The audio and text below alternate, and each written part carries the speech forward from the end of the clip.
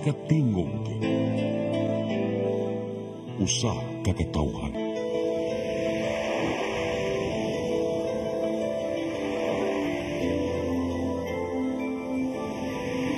Cebu Catholic Television Network.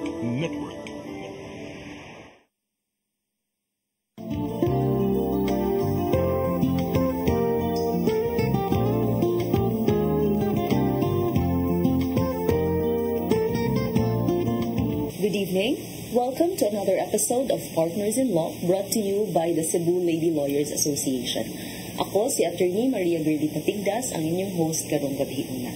So this evening, I am honored that we have been graced by the presence sa atong Chief of the Solid Waste Management Section sa Environmental Management Bureau, si Mr. John Quiamco. Hey, good Sir evening, John. Attorney, and I think may gabi po sa itong viewers karong gabi. Ako din si John Quiamco from the Solid Waste Management Section of the Environmental Management Bureau of the Department of Environment and Natural Resources, Region 7. Okay. Thank you and good evening. So, karong gabi, kung ato man kung na-notice sa mga niaging mga semana, Sir John, no, nga naaging sunod-sunod ng mga bagyo, na apoy mga baha niya. In fact, sa Manila, katong Karina PH, bitaw nga, naatay mga balay yun nga nabahaan, unya, nag-suspend itag klase, katong nag-suspend ta last week, unya, hinono man iuwan. Pero nasuspend ang klase because nanagangta sa mga baha. So, these days, daghan gitag mga environmental issues, and it's very timely nga ang atong guest, kamo sa Solid Waste Management section. I know you have certain projects, but before we touch on the project, Sir John, and katong new law, the EPR Act na itong i-discuss karon, naatay mga televiewers siguro nga curious, unsa day ning EMB? Unsa man inyong mandate? Asa ni siya located? Kay basin dili sila familiar ba niya na sila siguro ganahan ipaabot sa inyong mga concerns. So if we can know from you, Sir John. Thank you, Attorney. No? Actually, ang Environmental Management Bureau or EMB for short is siya, line bureau ni siya sa Department of Environment and Natural Resources. So, murag ang DNR, normally, if makadungog ta about sa DNR, normally is kahoy, kaning mga land, etc. Mga titling na ilang kasagaran. But ang DNR is, kami magud ang sa environment sector regarding sa pollution na side diri sa atong kalikupan. So ang EMB mandated siya for kaning Clean Air Act, Clean Water Act, Environmental Impact and Assessment Study or kato PD 1586. EIS is ka naman ang requirements ng corporations po. Yes. ECC, okay. And then Toxic and Hazardous Waste o kaning RA 9003 or Solid Waste Management Act. So ang among role sa aside sa katong other environmental laws, ang role namo sa EMB sa Solid Waste Management Act is kaning to provide, aside from being kaning may secretariat sa National Solid Waste Management Commission, kami sa provide og technical assistance sa mga local government units na maugi na sa front line in terms of sa solid waste management. So kami provide og guidelines sa maayo nga pag-handle sa atong solid waste management. Okay. So, curious lang po ko, Sir John, if ako like usual citizen, no, nanangita na ako'y reklamo, moagi ba kong EMB diretsyo or maadto pa kong local government unit? Have you had experience? Yes, actually, daghan gid na attorney nabot sa MUA. Well, katong kanimanggong sa solid waste management is ang frontline magid ang local government unit. So, in kaso ganang naamoy mga complaint yun, ang una yun nga i-raise niyo yung complaint in terms basura dili sa barangay and then dili din sa local government unit. And kabaw naman ta uban gid nga kung nay uban nga digihapon na jugay gahi mo raise na dito sa DILG o dili sa AMUA sa DNR sa EMB as national government agency. Okay. So, mag-una sa local. Una gid sa local. Barangay sa tasin. Sila mang yun doon sa mga katawhan. Yes, attorney. Okay. Which brings me, asa inyong office gani, Sir John? Among office day nasa Green Plains Subdivision, Banilad, Mandawi City. Kanang unahan sa BTC. Okay. So, pwede rag ka nang, para sa katong mag-jeep lang ba? Office 13C, manino? O 62B BRC, okay. Ay lang lapas sa katong overpass yes, o bridge. overpass. Yes. So katong ganahan mo visit sa EMB para aware lang tantanan na ara doon sa BTC ang ilahang office. Yes. So karon Sir John, let's proceed to this relatively new law. But if I may remember correctly, 2022 ni siya. Yes. This is the Extended Producer Responsibility Law of 2022. Yes. Unsa ni siya about nga balaod? Okay, ang kani siya nga balaod is mahog siya extension sa RA 9003 or Solid Waste Management Act. Kay katong Solid Waste Management Act of 2000 is ang iyang gi-focus gid dito is ang disposal o kinsa ang responsible wherein si local government units mo responsible. So ang kuan ani ni attorney is that from 2000 to 2022 nga na-enact siya, found out man gud dito sa kuan nga ang kasagaran gid daghang gid basura nga nakuha gid based po dito sa mga producers so mga packaging material etc. So kasagaran gid nga basura nga nakita nga di na gid ma-recyclable is ang kaning mga sachets may ana shampoo may ana. So based man gud sa study unya ang nahug ato is tanang burden na tanan sa local government unit. Kay sila may mukolekta. Sila po yung mukuan sa labayanan sa mga basura. Okay. So ang burden is on them. Ang burden unaan nila tanan. So karon with the enactment of EPR law 2022, giatagan og kanang responsibility ang katong mga brand owners may tawag niya ani. Okay. Ang mga manufacturers, yes. Ang manufacturers. Muna siya mga obliged enterprises attorney. So mo na is 2022 na enact but ang iyang implementation is sugod sa 2023. So pero di pasabot ana tanan sila ila na responsible na based sa balaod na mag-say staggered gid no nga magsaka-saka. So pasabot ana if nakay ako brand owner ko nag-produce ko let's say mga 100 tons of plastic waste. Dapat na ko'y mapakita nga nag-support ko sa solid waste around 20% of that kanang kuan kadaghanang basura. So kung na ko'y 100 tons gitawag nga plastic footprint, dapat na ko'y 20 tons nga ipakita nga na tabang kong diversion sa akong basura. Ano sa mga example sa diversion so far, sir? Okay, example sa diversion sa EPR law naman ito siya mga 12 kabuk na line-line classic, clean up, ana-ana. But ang usa ka example yun nga is kanang clean up na sila yung mga buyback centers. If makabantay mo ka na uban mga brands karon nga kumu-join ta og fun run, grabe kay sila uso kay fun run, di ba? Nga ang fun run is nagit sila nangolekta gid sila sa ilang bottled waters. Kaya naman na sila stations kung asa ka pwede mo inom. Apil na sa balaod, sir, nga dapat or lahi po na siya. At first murag wa kay tong nilagi kuan, but karon is nahug siya nga ilan na ginagi-implement og tarong. Kay actually ubang companies before na enact pa ning EPR law, nagpractice naman sila sa ilang CSR nga activities. Pero ang kalain lang is before ang EPR wala kay sila ga measure. Ay, because there was no responsibility. Wala siya responsibility. Is picture taking lang and so on.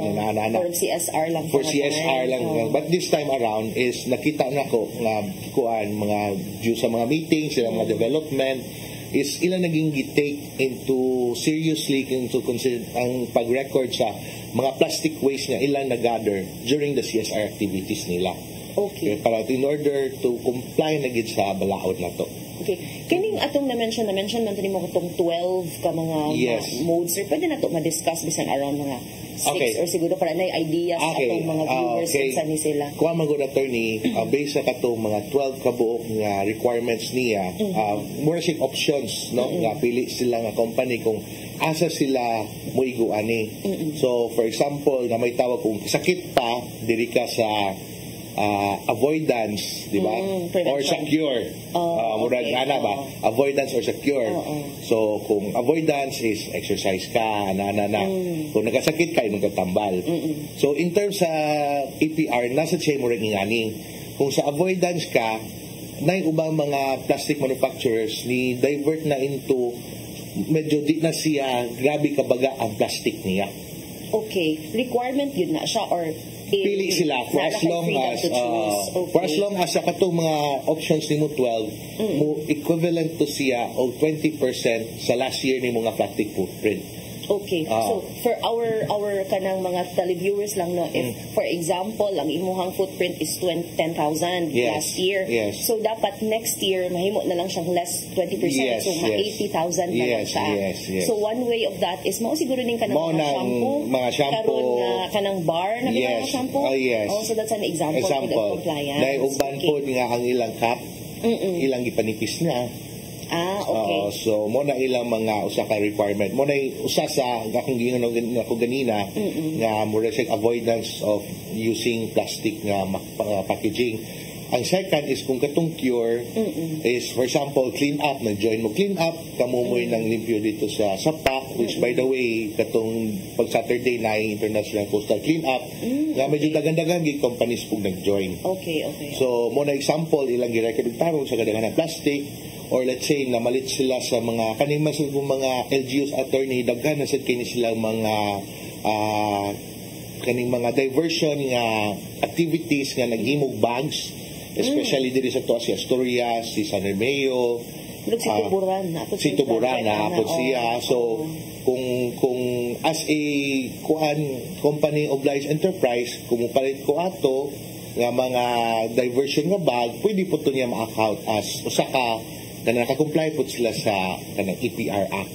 Okay. Kining obliged enterprises na to, sir, tanan ba nga mga negosyante or naatay mga exempt nga mga dili attorney. Ang obliged enterprise mo ni siya katong covered sa EPR Act, no? Nga mo divert sa kanilang plastic waste.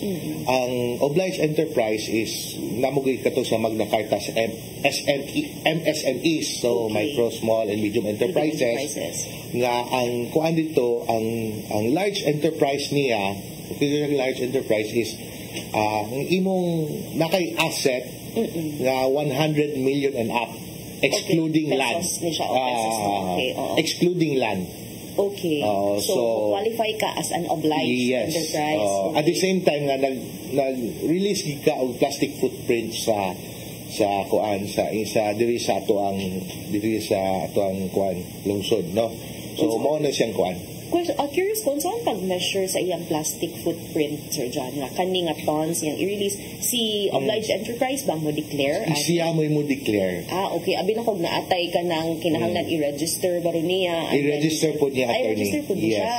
Natay nakabasa ko nga natay gitawag og producer responsibility organization. Yes. Mao ni siya ang mo rehistro ka or grupo ni sa na siya attorney. Actually kung dito ka sa mo register sa imong plastic footprint is naay tawag nga National Ecology Center. Okay. Dito nimo ipas ang imong plastic footprint dito sa Manila namo. So ang kaning National Ecology Center is ang head ani is ang among assistant director sa EMB Central Office. Niya napo ni siya mga lain grupo nga lain-lain national agency. Nga sila mo check gyud sa imong mga requirements sa pag-register, whether sakto ba tanan, etc. Mag-inspection pag gani, sir? Muani ka ng actual inspection of the... Mura bitaw nang na-notices of violation po, no? Yes, so, na siya. Naapod siya, sorry, yes. But inspection during registration as a requirement of registration? Kuan siya. Random lang siya?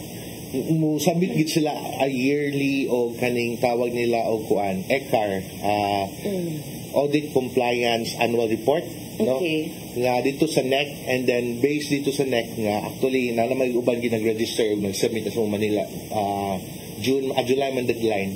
So every July of the year. Every July of the year. So sila dito is nag-check pa sila sa mga requirements o sila reporting, and then sooner or later siguro basin mo visit po sila diri sa katong namsa tay mga obliged enterprises diri sa Cebu. So sila mo ari diri and then mo check po o mo audit. Kinsa kasagaran atong mga obliged like malls, mga ingana siya? Yes, napoy malls, napoy kaning mga brands na to diri nga kanang una na to kaning mga dagko-dagko nga brands nga nag-start diri sa Tua. Siyempre, Nature's Spring diri magid na nag-start sa Tua. Also more of manufacturers. Ang malls nasa yes. Mga supermarkets nga 100 million na ang ilang assets. Okay. Nabatay particular, or mention na ganina, sir, to backtrack a little, murag na-mention mo ang MSME. So, since medyo exempt man siya, no? Exempt From siya. the APR Act. Yes. Saan ako pagkahibaw as negosyante? Kay, since katumanggong 2020, daghan naman tanggag may negosyante, katong mga namaligya o kanang mga pagkaon, kay murag ni boom, manggod ang small nga mga kanang enterprises. How will I know nga MSME ko, nga exempt ko from the APR Act? Well, katulaging sa word nga 100 million and up manubra imong assets. Kaya di ba normally mag-submit magita dira og kanang financial statement every year. So from there on makita man gyud niya ipadama sa gina dito sa Department of Finance, sa BIR ana. And then currently karon magud close coordination kayo ang among national agency sa Manila and BIR para kay namasugod ditoy kanang clause dito sa EPR nga maka kuan og tax benefits po dito. That's good. So at least ma-encourage that's sila, the attorney. Oo. But currently is there ongoing po nga mag-create og JAW between the department What's a JAW gani, sir? the Joint Administrative Order. Okay. Kung unsa mo'y angay gyud nga pag tanaw or pag-enjoy ato nga kuan nga maka-tax exempt tong mga OEs. Oh, so at least atong i-announce sa atong mga negosyante, no, na there is that tax incentive di Na for dito sa them. portion, yes. It will be implemented after the JAW na Yes, approve na ongoing siya. pa, yes, yes. Okay, that's a good thing. Kay maka-encourage mong gyud na sa tanan, even sa citizens, no, that we will comply with the law because we get incentives po in Yes. return from Yes, it. attorney. Okay. So kaning ato ang unsay tawag ani EPR Act, sir. Naama ni siya types of packaging, no? Unsa nga types Yes. of packaging ang covered ani? Ang cover ni attorney is na may upat ka book no nga klase na kay tawag nga rigid plastics. Rigid plastics is mo din siya katong mga food containers no. Okay. For example, Kaning take mga out baga-baga. Microwavables. Yes, Mao ni siya. microwavable na ni Oo. siya. Katong mga water or kani mga sa Mineral coffee water. shop. Yes. So anything na medyo baga-baga ang plastic, that's what we call rigid. Rigid plastics. Yes. Okay. Nasa tayo tawag nga flexible packaging, plastics. So, kaning flexible, mo ni siya katong mga sachets. Okay. Katong na shampoo. Shampoo, tanan, And then, candy wrapper, and so on. Bitaw no, Yes. Bisa gagmay na siya, Yes, makaklog gagmay. man na og dinaghan. Yes. Correct. Oo. And then, ikatulo, Flexible packaging mo na siya na siya. flexible packaging. Ikatulo is katong mga tin films or shopping plastic bags. Very rampant na. Very rampant. Mga ginagmayng sila. merkado, Yes, sa malls. correct. Okay, oo. And then, ang ikaupat, attorney, is kaning polystyrene or styrofoams. Ipagamit na siya sa kaning mga hardware or kaning mga furniture shops. Kanang para dili mabuak. Yes. Kanang ibutang nila sa mga Yes. TVs, baro, Yes. or appliances. Appeal po na siya. Baga-baga mo din na, no? Baga-baga so, po na makonsider siya. din siya nga plastic. Pwede ay, Yes, no? appeal po kay di man. O kana siyang sa food, naman sa styrofoam na. Kana polystyrene. So, mo na siyang upat ka book nga covered or under siya sa EPR Act. So, kung 100 million up ka, excluding land, unya dakay mo product na may ani, then definitely covered it ka. Okay. So, dapat kani siya imong ilasan ang imong paggamit ani nga mga... Yes, pag-release nimo sa market. Okay, sige. Sige. So, atong nakatuna ni Sir John unsa ang mga types of packaging na covered sa EPR Act. Inigbalik nato atong hibaw-an kung unsa ang mga possible nga violations of penalties ani. So, atong atangan sa pagbalik sa Partners in Law.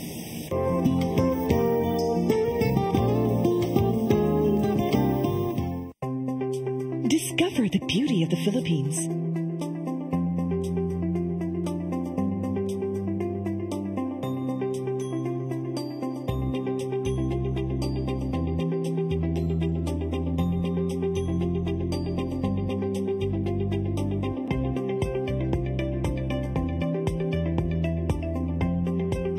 With Philippine Airlines, the country's flag carrier.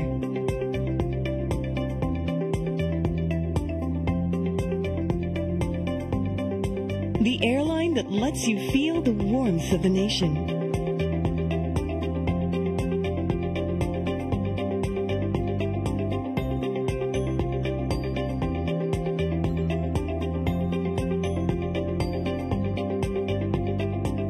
Mabuhay.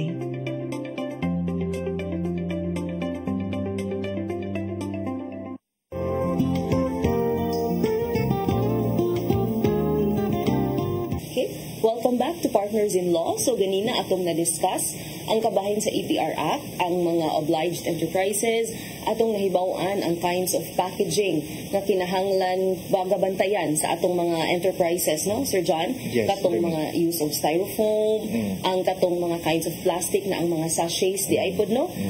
Even ako na nakuan po murag na learn ako nga even kana mga candy wrappers which are very small makakuan gyud ay they're really part of the implementation of the law. So I think if ako I was a businessman or an enterprise, ma-curious pod ko unsa man di ay ang mga penalties nga available ani nga balaod kay para ako nang malikayan. Ya unsa man nga ang mga violations pod nga pwede na kong mahimo. So unahon na to Sir John, unsa ang mga possible nga violations nga mabuhat sa usa ka obliged enterprise? Okay, possible violation, of course, kuan siya. Nasa 5 kabok, no? So, ang first is katong failure naka-register, no? Oh, okay. So, failure registration, wata naka-register from last year. And then, second is falsification. One moment, Sir John. Yes, Ano tayo deadline sa registration? Actually, ang deadline niya is 2023, gito siya last year. Okay. Iya, pag-comply niya sa registration. Unsa nga date to siya, sir? Ako i-check, but I think nasa middle of 2023. 2023. Yes, What if ako, dili ko aware, no, or wala lang yun na monitor sa ako, like naam yun tayo assigned ng mga personnel, naaba ko yung remedy para makabaregister pa karon or naana ko yung actually, karon is napamagigya po yung register attorney, no? So, it depends na lang sa mo Manila office kung unsa lang ang himuon. But definitely, mas maayo mag-register nilang ta karon sa katong pa naka-register. No? Asa ganit ni pwede mo register? Ang register niya is dito lang, you can check lang sa mga website sa emb.gov.ph. Okay. Makita ra dito kung asa ka pwede maka-register. Kay naray email dito kung asa ka makasend. And napot sila online registration nga ilang i-activate. So, pwede na po dito. Maka-check na ka sa website. Okay. So, at least di na yun necessary nga muduol pag moadto pag yun personally. Dili pa. Okay. So, that's good, no? Kay online naman good karon ang mga since nag-pandemic, online processing has really correct. helped us, no? Sige. Yes. So, ang second dato, Ang sir? second is, Failure to syempre, register. falsification of documents. Okay, yes. That's Third is misdeclaration of generated or recovered footprint. So, ilang gipagamay ang ilang footprint or unsa. Okay. Kining ato ang generated footprint, unsaon ni siya pag-measure nila? Ang kuan attorney is normally ang mo check man pud ana is na magud sa members sa mga DTI. Members partner ni partners sa sila. DTI. Yes. Okay. DOST ba? DOST Or appeal partner po. pod? So sila sa mo check yun whether sakto ba gid ang ilang gi-declare nga footprint. So dili naman ang department try mo check. Ang including sa gid ang kato mga national government agency nga nag-deal og kani nga mga sektor. Okay. So usa po Sige. sila sa members nga mo check sa documents. Okay, sige. So, ato lang i-repeat mo. So far, failure to register, fraud, no? Yeah, or falsification of documents. And then, sa to, misdeclaration of generated of recovered footprint. Okay, so misdeclaration of generated and recovered footprint. Yes, Okay. and COPAT is employment of any scheme to meticulously evade the responsibility of an enterprise under the EPR law. So, Unsa ning mga murag muli schemes, kay lang di ko no sila less than 100 million sila, di ko no sila as OE. That's an example. That's an example. Okay. So, pa laing mga schemes na gipang buhat kay bright ba yun po ang mga Pilipino Hindi lang or ko ang mo, mga tao. hindi lang ko mo siguro ato Okay, kasi magkaibigan na po. Kaibigan na noon. So, okay, maupod. No, so, naagi dahil mga schemes po. na nasa gipang game mga buhat. scheme, but just like to remind nga kuan nga kanin siya is usagi ni siya kabalaod nga dagang agency nga gatanaw. Okay. So, okay. Sure ka nga ang capability to check what has been declared. Digid madili-likay-likayan. Dili lang po ang kanang DNR lang. Dili lang ANP DNR. lang. Okay. Entire agency ni siya nga member sa National Ecology Center o napo itawag na National Solid Waste Management Commission na Office of the President ang kuan niya. Lain-lain ang agency ang naa. Okay. So, mura siya joint committee. Joint committee gid siya. Then ang ikalima is tamper its compliance with Section 44-F of the Act. So, kato mga reporting niya, may etc. Nago po sa siya wa kanya gi-declare. So, murag na-mention nato ganina nga natay registration. Ang kaning reporting, Sir John, unsa man ni siya ka-regular? Like monthly? Annually siya. Actually, okay, so at least annually ni siya. So, since na-register sila last year lang man, 2023, wala pa tay... Nanay nagsubmit pag July. karong July, Okay, last July. yes, Ay, as you mentioned ganina, di I know niya, every July na siya Every every July, year. yes, yes. Murag sa BIR, manggod, we have an April 15 deadline. So in your case, that's a July, Mga every July. year deadline. Yes, yes. Okay. So have we have discussed katong mga 5 ka-violations, unsa ang mga corresponding penalties? Actually, ang sa first offense niya is 5 to 10 million, no? Ang iyang first offense, dako-dako gid siya. Diretsyo gyud impose Oo, ng niya. penalty. Nasad may adjudication board, which is tawag nga Pollution Adjudication Board, nga mo kuan sa fines and penalties. So, just like Clean Air and Clean Water Act, nga naipab, kani siya is nasad may i-consider sa ni siya or napo dito sa law nga ang PAB mo in terms sa computation of fines and penalties. So 5 to 10 million mo rin ang max. First. First pa na siya. Yes. Ang second offense Second na po, and third is 10 to 15 million ang second offense, and then ang third offense is 15 to 20 million, and ang kuan automatic suspension of business permit as kuan until kuan na ang EPR, yan na ma-comply ang EPR Act of 2022. naaba tayo cease and desist order to stop the business. Actually, sa diri attorney, wala pagid kay gikuan At diri least, po. at ang katong business, pero essentially mong good kung imong business permit, Hindi, naka-operate siya, dili siya. nagyapon pagka-cooperate Hindi mo na, so mo siya indirectly. Murag mo na siya. Okay. But if I am into more businesses aside from the use of plastic, makuan ba siya, Sir John, nga, ang imuhang business, pero business permit for the entire business, magiging Yes, siya, no? yes, yes. So, dili na yun ko Murag na regardless of that, dili na no? gyud mo na ginayang kuan. So far, naaba tayo naaba ni imprisonment, wala ra. Wala na ni of the key officers, Wala. ra. So far, naana ba tayo mga ni-violate? So far karon wala pa manggit siya attorney kay kaning nga balaod medyo medyo bago-bago pa siya. So karon is kuan pagig maayo ang registration process no sa mga obliged enterprise.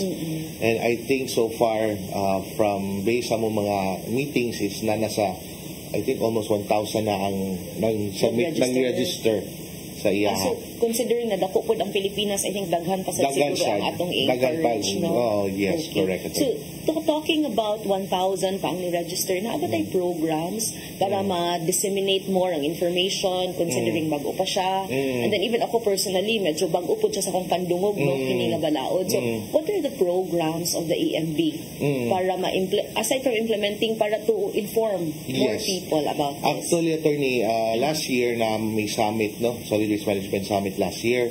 And this week, actually, napot ni Solid Waste Management Summit na ang gi-tackle niya is Extended Producers Responsibility Act, no? EPR law.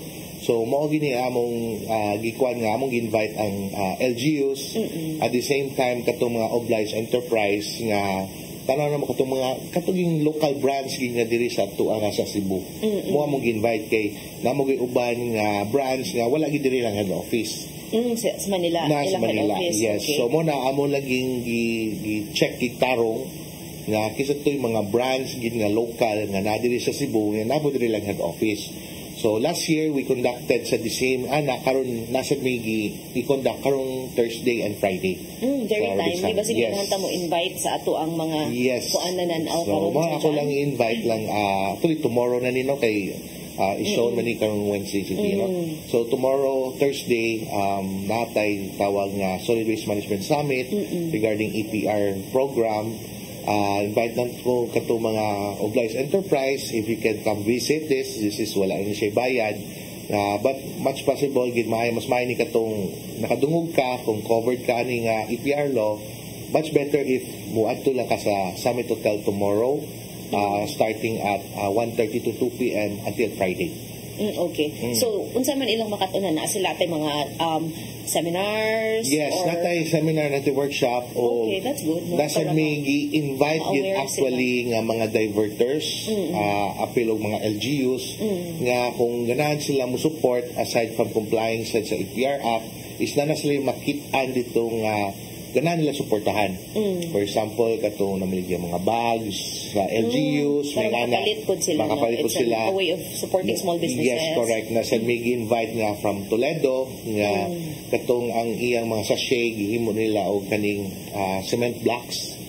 Asa dapit sa Toledo? Nasa Toledo, TF Wow actually kuan siya kaning people's organization ni siya. Toledo Fisheries and Women's, ay kalimut ko actually usag complete name niya.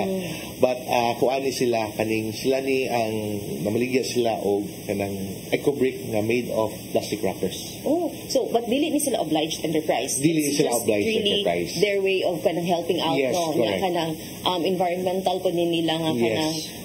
unsa ni obligation ba rin nila Yes. pagtan-aw or Assist way sila of po nila. supporting Yes. the ENR ni EMB sa project. Yes. You mentioned ganina sir na ang ato ang mga guests or inyong gi-enforce ni siya more of sa mga Cebuano nga taga Cebu nga mga Yes, negosyo. yes. Ang nakahuna-huna lang ko, if ako usa ka importer, Sir John, so syempre, mag-import ko ang iyang packaging, gikan sa gawas. Nato siya kalahian sa pag-comply if I'm an importer? Or am I still obliged to comply? Actually, attorney, ang kuan na is ikaw mo'y kuan sa plastic packaging is dili man ikaw mo'y obliged enterprise. Okay. Ang katurang imong customers mo'y makonsider sa obliged enterprise. Kaya sila may nigamit sa imong Okay. So that's the clarification Yes. di ay under the law. Yes. Pero ang dili ang customer in the sense na ako nga nipalit as a Dili. buyer. Dili. More of ang enterprise ang nga brand, nipalit. yes. Ang brand nga nipalit. Ang ruling sa Okay. APR is last touch. Okay. So, kisa mo pa ka o plastic bag, tangani mo brand. So, Okay. di mong product dito. Ang katong responsible is ang katong gabutan na sa dan. Nigamit sa plastic bag. Yes. Or Para iso nila product. Oh, okay. Kani po siya di ay, Sir John, kabantay manggod ko nga ang atong ang mga LGUs baron or sa atong mga malls na atay gi-implement ni every Wednesday or Saturday or na certain days na paper bag siya. Kani siya part ba ni sa ilahang pag-comply? Kung ano sa Or attorney, dili? actually ang kanang plastic ban ordinance is ordinance sa LGU. Before pag EPR Act, nag-implement na gid sila anak. I think lang karon before is usara kadlaw, karon is duha kadlaw, iduha na kadlaw. And I think some LGUs are looking into punan pa siya. So, basi may mo 3 days siguro. Usa, depende lagi sa LGUs. So, kana siya sa plastic ban or na kuan is sa LGUs na sa side na ordinance. But this is not really related to the APR Act directly na murag part No, of the dili plans. sa Dili siya, ra. dili sa Okay, siya. so murag support program Support lang ni sa siya. sila. Okay, I see. But do you partner with the LGUs in particular in the implementation of the APR Act? Naabay portion dito like registration baron or unsa nga part nga si LGU mo implement? Actually, magod ang sa LGU po nga portion, ang role sa LGU is that since RA 9003 debugging, akong i-mention nga sila maging Nga responsible. po start Yes. si APR, oo. And then, ang mga LGUs manggod, they're trying po, gusto nila mo barato-barato nilang cost of sa ilang pag-manage silang waste. So, na sila invest na sila MRF nila, na sila yung mga shred sila plastic, ang uban, gahimo sila ka ng river trip trap, and so on. Is, ang ilang role is, padahin po sa solid waste, is ang role lagi nila is kanang makapartner po sila laing obliged enterprise na mo support po silang program. But dili sila like kanang collection of waste, dili na siya related to the APR nga implementation. That's really the 9003. 9003 Yes, na correct, siya. correct. Ang Okay. ila lang, pag here comes EPR Act, na napoy lain gid nga obliged enterprise nga mo support po nila sa ilang diversion, sa ilang pagbalin sa basura nga di na maabot sa landfill. Okay. Pananglitan ako, Sir John, na ako'y nahibawan nga violation katong 5 nga mong gi-mention ganina, no? Asa man ko pwede mo duol for Okay. remedy? Kung na mo report, pwede ra gid mo send gid o report dito sa mo National Ecology Center dito sa mo central office.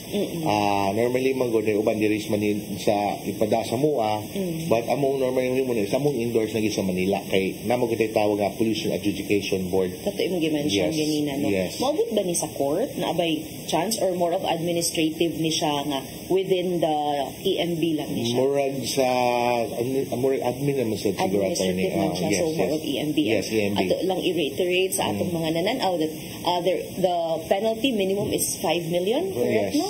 And then maximum 20. is 20 million. Wala siya imprisonment, but then ang ato ang business permit pwede makanselar. Yes. This is siguro the one that we are coordinating with the LGU Yes, na. yes. Okay.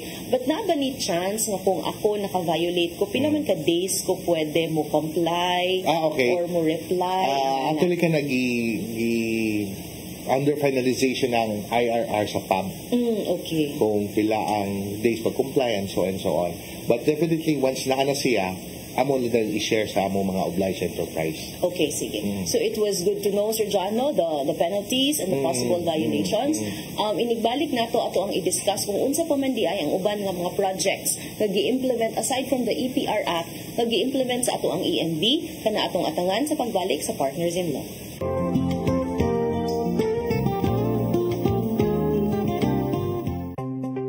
Discover the beauty of the Philippines.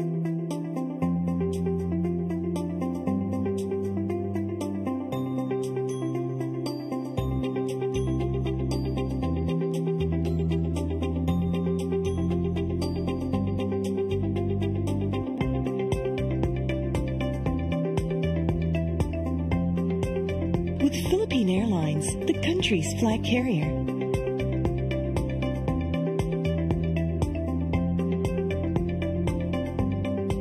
The airline that lets you feel the warmth of the nation.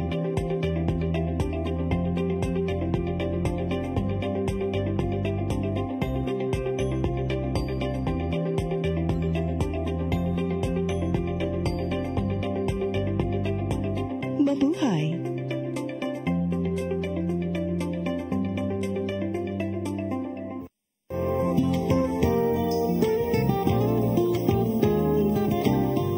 Welcome back to Partners in Law. So, ganina atong na-discuss ang mga penalties and violations sa EPR Act.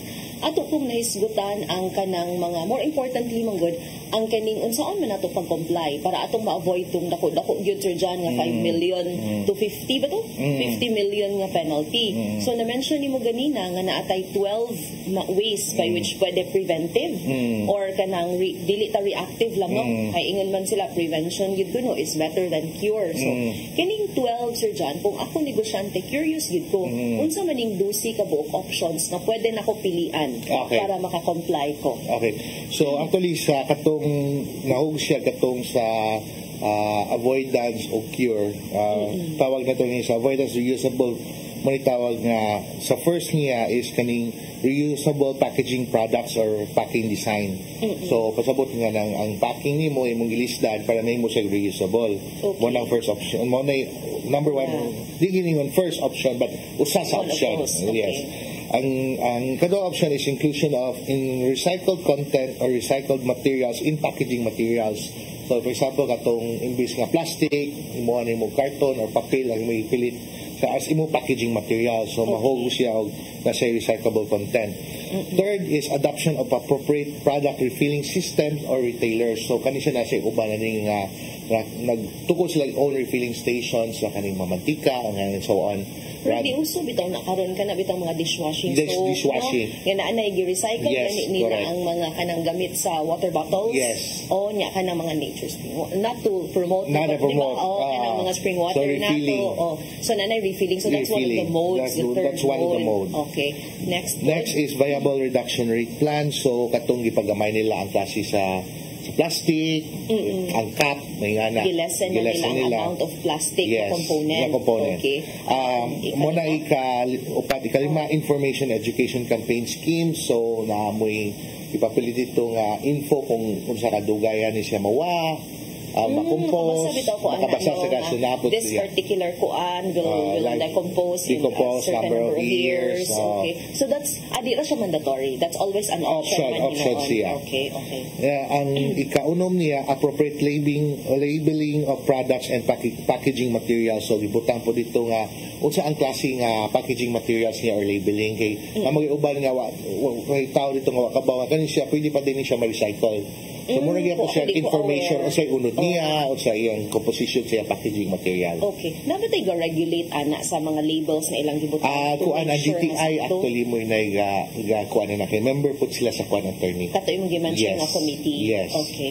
So atong next nga option? Motong option sa kaning avoidance no of plastic. Dili na punta sa programs of preventing waste from leaking to the environment. So, so that's the, mura na siya reactive. Sa yes. 6 po niya siya ka-option. 6 po niya siya ka-option. So, waste recovery schemes through reduction, buyback, and offsetting. So, naiuban aling kuan nga nag-put up og buyback center sa ilang manufacturing plant, no?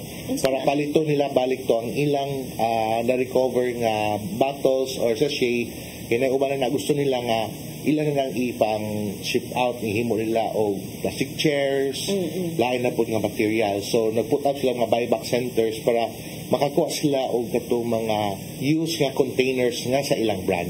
So murag mahog na sila nag-recycle Sila for the nag-recycle. consumer. Yes, Oh, sila mo nabutang og center kung asa to ibutang ang mga packaging material. Currently, nabataan na sa Cebu?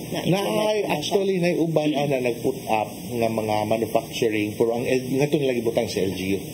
So, ibaligyan ako dito sa LGU Ah, kung mga yes. plastics. Yes, yes. Okay, so pwede ta mo inquire, Oh, ana, sa naka- mga LGUs. yes, so, naka- atong mga viewers, no, kung interesado mo, nga mo recycle, or dili siguro na to, kaya mag-recycle on our own, or dili pa kayo ta aware of that, pwede ta mo inquire sa LGUs, no? Yes. So, dyan, kung kanidi ay nga way, nga balik-balik, i-buy back sa mga manufacturers or sa atong mga obliged enterprises ang mga plastics na mga, dili man siya basura, kaya ma-recycle man siya, they will recycle it for us. So, we earn pa, and then we help pa yun the environment. Yes. Yes, another option na to, sir. Yes, ang eighth nga option is diversion of recovered waste.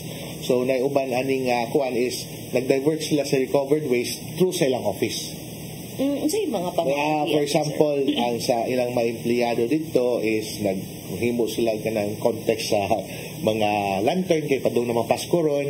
Correct. So nag-contest recycled sila. ang ilang gigamit. Yes, recycled nga ilang own product ra pod. Uso na bitaw na. No? Uso na mo sila Actually, last August man siguro to, I was at DENR in Rizal sa Taytay. Yan, was Taytay. Ngayon, nakabantay ko sa ilang office. Daghang mga papel nga, papel ang Christmas tree. And the entire Christmas tree, Correct. papel siya. Papel. Ilang mga lanterns, papel siya.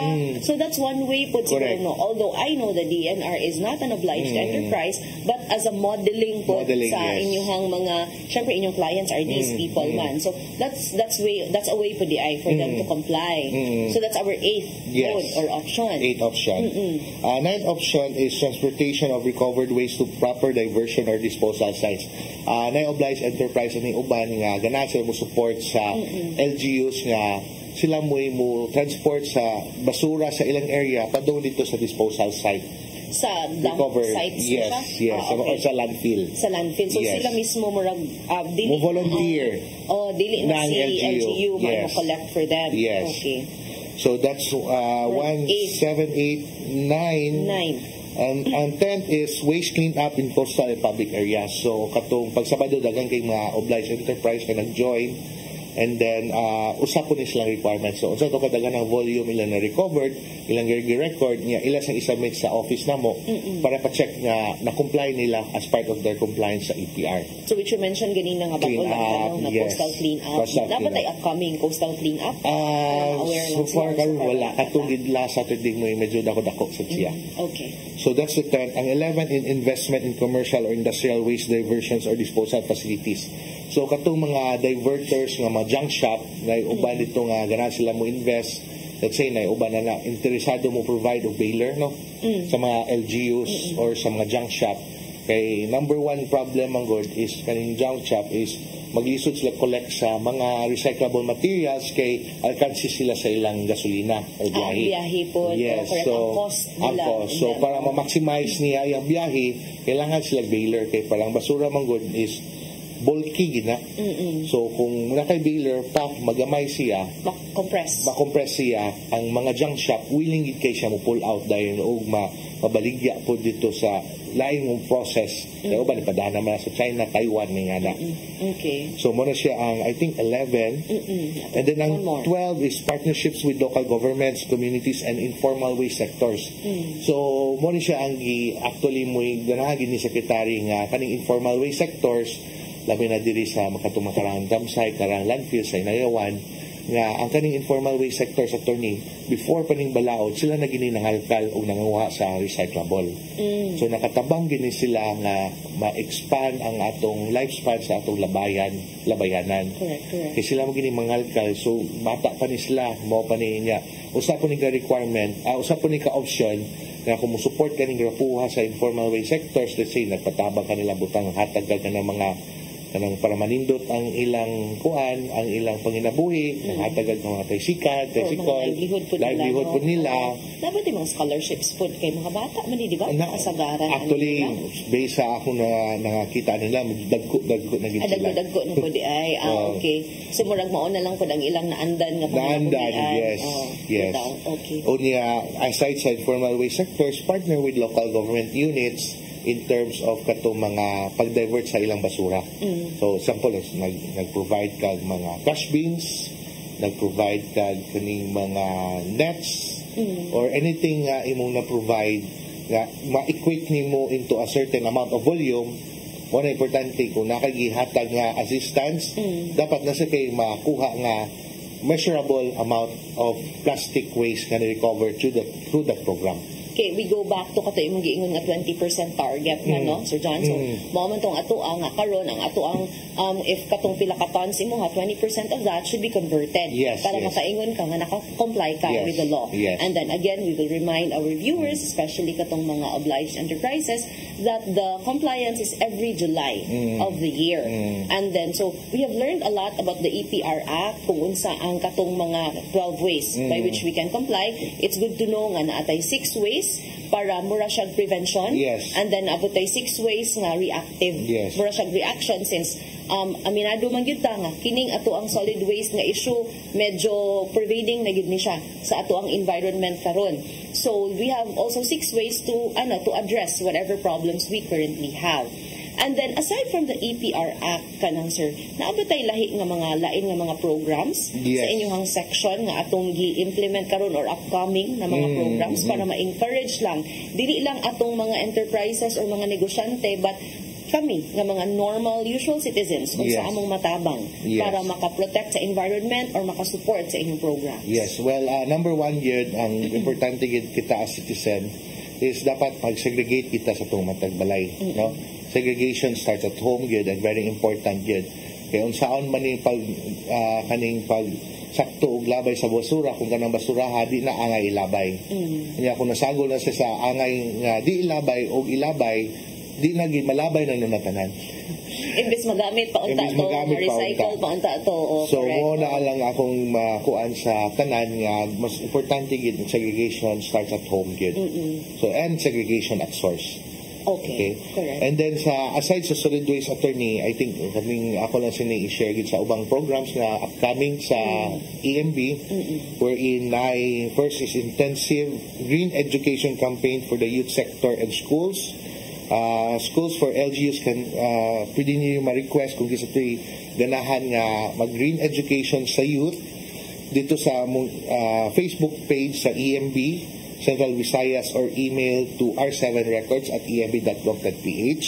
Bitaw nindot manggod ning magsugod ta sa mga batan-on. Correct. Kay kanang lahi manggod ang imong training kung bata pa ka naanad ka nga mulabay og tarong sa imong basura kaysa kay karon gyud makabantay gyud ko kanang mga naay please do not throw your waste here. Pero naapoy maayo kay pagkahimutang na mga basura sa duol. So I think manggod kung naka-ingrain na nimo as a child, as a kid nga kanang dapat kung dili man nimo malabay kay way labayanan imo lang sang ikip siguro sa imong bag. Nya ilabay lang nimo properly unsa raman ang gamay nga plastic no or gamay nga basura. So we start with the youth. It's good to know you have that program. So pwede to ninyo i-check ang katong mga giingon ni Sir John, pwede mo email sa katong email address nga iyang gi-mention. Then atong other programs pa sir. Yes, so November actually this coming November Clean Air Month man siya, no? So natay Environmental Awareness Month and Climate Change Consciousness for the month of November. And then on November, since Clean Air Month, nai-conduct ang EMB o random emission testing together with LTO and CCTO. And then Metro Cebu Airshed Governing Board conducts regular monitoring and meetings, and that's for the clean air. And then for the water, na 2 upcoming WACMA governing boards, wherein ang WACMA governing board sa governing board sa water quality ba? Sa Water Quality Management Area. Okay. So, na 2 ka WACMA areas diri sa Region 7, they are Butuanon and Panglao.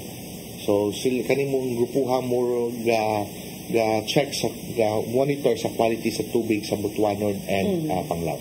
Panglao is the one in Bohol. Yes, the one in Bohol. Yes. Okay. So, mo itong mga upcoming Yes, programs. what mga upcoming programs. Okay. Sige, so you partner po with the schools, no? Yes. It's good to know nga at least katong akong gi-mention ganina, magsugod ta sa mga batanon pa lang nato mga estudyante. Yes. And mas kuan man gud ang atong mga eskwelahan, mas nindot siya nga avenue for our students to learn pod. And siguro katong gi-mention ni Sir John ganina nga magsugod gud ang segregation sa balay o Yes. at source. Yes. Kay unsaon pa man na sa atong mga nangolekta sa basura, unsaon pa man nila pag-segregate kung daghan na kayo bulto na magud na ilang makolekt. So dili na pud na nila maato og buhat.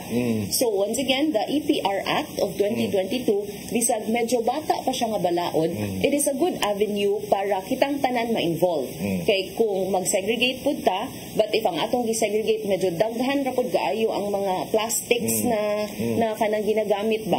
So it's really good to know that this law enables both the producers and then ang atong mga negosyante nga mo comply sila, nga mobuhat sila og mga lakang para atong ma-address kay kaning ato ang mga daghan mo gid baha karon no.